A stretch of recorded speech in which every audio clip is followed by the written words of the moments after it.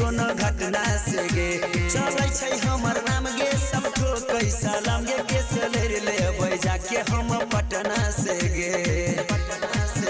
खुलेआम करबै हम गुंडा गर्दी कथी कर लेतै सरकारी वर्दी जाने यूपी बिहार थाना और सरकार नाम आबै छै हमर रंगदार में गे गे गे के बोलते मधेपुरा बाजार में गे पगली के बोलते सुपौल बाजार में के बोलते मधेपुरा बाजार में गे पगली के बोलते सुपौल बाजार में।